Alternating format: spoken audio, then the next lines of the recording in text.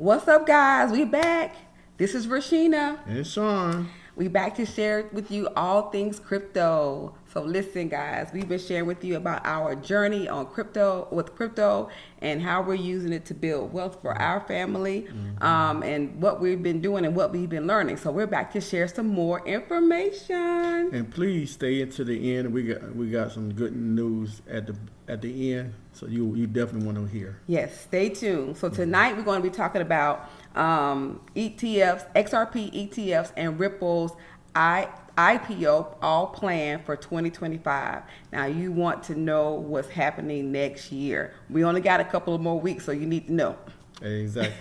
So pay attention. We always have to say we're not financial advisors. Yes. This is only educational purpose. Yes. Listen, we just want you to be in the know. Okay. So anyway, so we want to just jump right in. The first thing we want to tell you about is what an ETF is. So I want to make sure that you understand that definition first.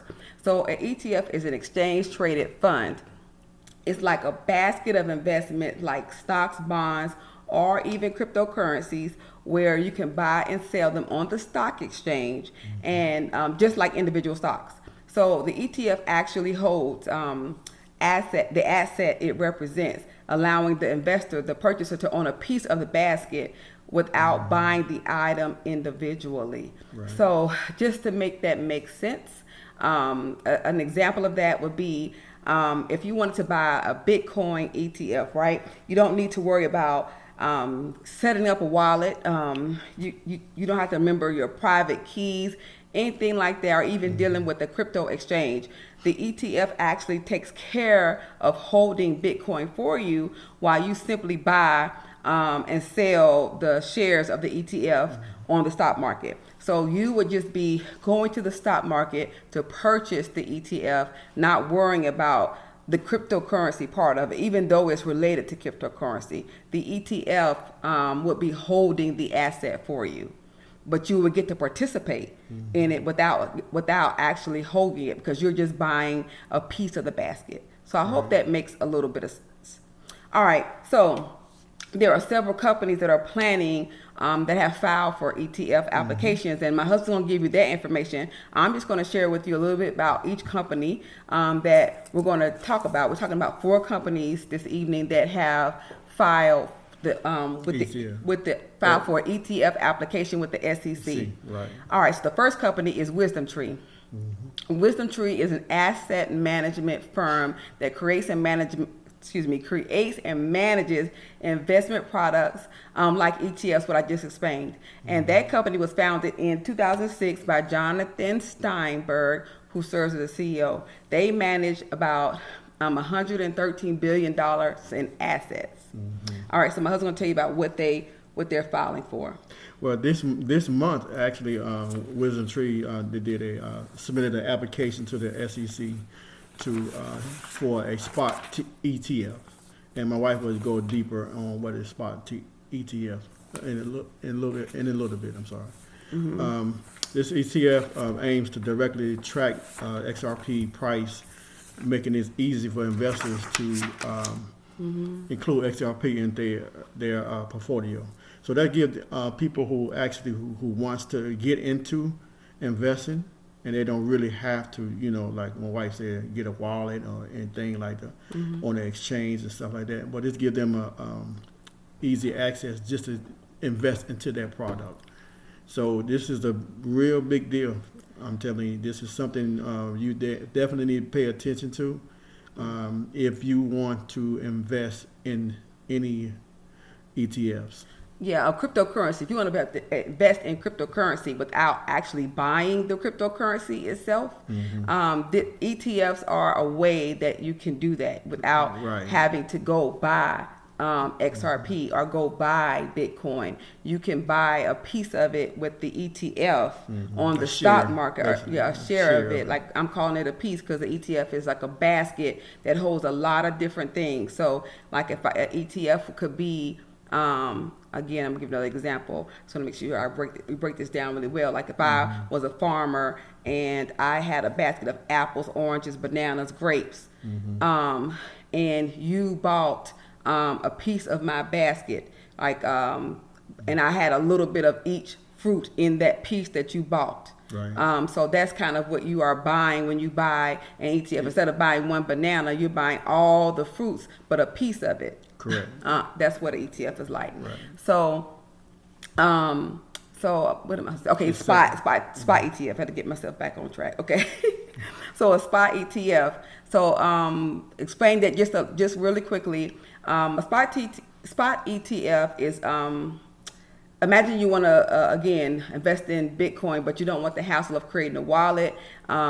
You could buy a spot ETF, which allows you to gain exposure to the actual price of the asset by directly holding the asset in the fund. So actually, the spot ETF tracks the real-time value of the underlying asset. So for example, if you purchased a Bitcoin spot ETF, you can benefit from the Bitcoin price movements without directly owning Bitcoin. Correct. So the price movements, if it goes up or down, you would benefit from those price fluctuations Right. without actually holding it. That's what kind of a spot ETF is. So the ETF provider would hold Bitcoin on your behalf, and you can buy and sell through your brokerage account like you would do with stocks. So that's what a spot ETF is. And just throw this in, since she mentioned Bitcoin, about 15 minutes ago, Bitcoin hit 105,000. And that should tell you something about ETFs. And Bitcoin had their first ETF this year in January. So that should give you a general idea how this how it's going to affect XRP. And just a side note, now my husband just talked about Bitcoin hitting 105,000. This is a bit off topic, but I just wanted to share it. Just dropped in my spirit, and I just want to share it with you that you can buy fractional shares of like the of stocks and things on the stock market. So like if you're saying, well, Bitcoin is so high, it's 105,000, and I think even in the crypto space, you can buy fractional pieces of it. Yeah, so one coin is 105,000, but you can buy pieces. So if I say, okay, I want to do $20 of Bitcoin, I can invest $20. I can buy $20 worth of it instead of me trying to think that I have to have the whole 105,000 to buy one coin. Right. But you can buy, just a sum, whatever you have. You can not say whatever you have, but I'm just wanting to say that you don't have to spend the 105,000 on one coin. So you just get a piece of it. You can get $5 worth, $10 worth, $2 worth. You own a percentage of it. So that's a percentage of it. Yeah. All right. So back on track. All right. All right. Oh, so our next company that we're talking about that is producing what's the next one on the list? Bitwise. Okay. Where's Bitwise, John? All right. So I have some information for you on Bitwise. It's on my notes. I keep myself on track. Where's my Bitwise information? Okay. So Bitwise. No, Sean, you might have to go ahead. Bitwise filed for the XRP ETF. Okay, go ahead. Bitwise is another company that wanted to file an XRP ETF, and they did theirs in October 2024, and proposing a fund that would hold XRP directly. And this initiative reflects Bitwise strategy to expand in the cryptocurrency offering beyond Bitcoin and Ethereum. So Bitwise is actually stepping out there to make sure their investors have the opportunity to invest in XRP. This way, the same way they're invested in Bitcoin and Ethereum. So this is the opportunity for XRP to get a lot of exposure to other investors, like they say, who don't want to actually go and get a wallet and buy XRP. Now they can actually have a portion of a share of XRP. And I found my notes, so I wanted to share with you. Bitwise was established in 2017 by Hunter Horsley and Hong Kim, and it has grown significantly. and they are recently acquiring a London-based ETC group to expand in the European market. All right, so it's just a little bit about Bitwise. Our next company that is 21 shares. Is 21 shares. They're also launching, have filed to launch an XRP ETF in 2025. And a little bit about that company is that it's a Swiss company that offers investment products designed to make investing in cryptocurrencies more straightforward and accessible. They were founded in 2018 by Haney Rashan and Ophelia Snyder. So that's just a little bit about them. I'll let my husband jump in about their filing. Well, your 21 shares started. They're filing in November this year as well. They did a 21 share core XRP trust with the SEC.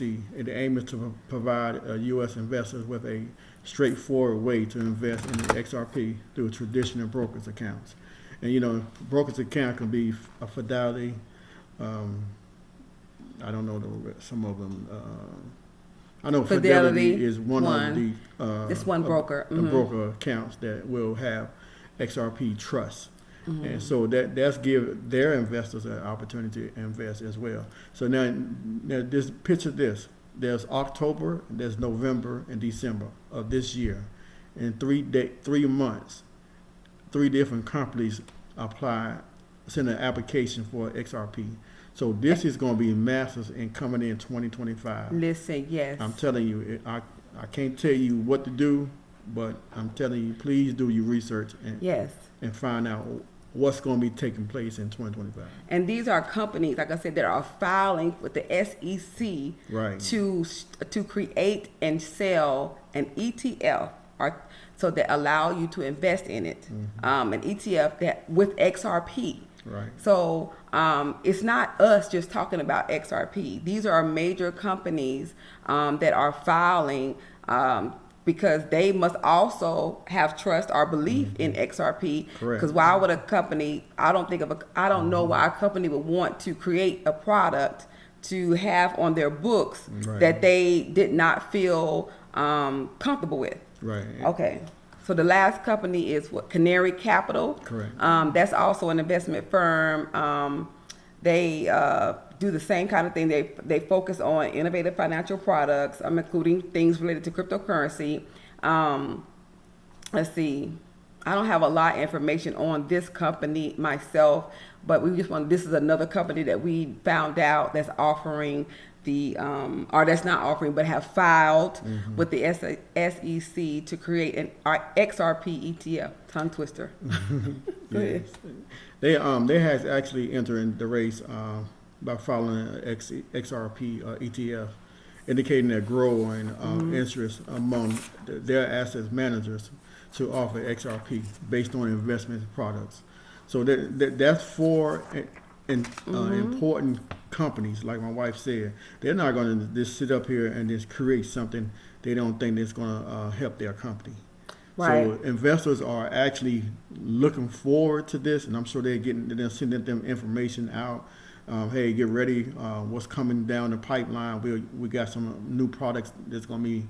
We're going to have an opportunity for our investors to invest in. So this is real. So 2025, I'm telling you, it's going to be something massive. So this is. I'm sorry. So this is going to create increased accessibility. Like ETFs would allow the everyday investor to gain exposure to XRP through traditional investment platforms. Traditional, like my husband said, Fidelity. I don't know. I can't think of them off the top of my head now. Yeah. But just traditional investment platforms without having to go to the crypto exchanges to participate in the crypto space. So that's that would probably bring some trust with other people to want to participate in the cryptocurrency market. So that just creates to me an opportunity for more demand of the product, the more demand, because people will want to, I would think that people want to gravitate towards it get their feet wet, test it out, buy it, which causes demand causes what? Just supply and demand economics. Demand causes the increased demand causes prices to go up, right? We see that in groceries. We see that when the housing market. The housing, when demand increases, prices go up. Right. So that just makes sense when these ETFs get launched, that it could have a potential impact on XRP to cause demand to go up, the price to go up. All right, so the last thing, saving a little goodie to last, we want to talk about Ripple's anticipated initial public offering, IPO, in 2025. Not sure when that's going to happen. I'm just saying that it's on the table. It's on the table.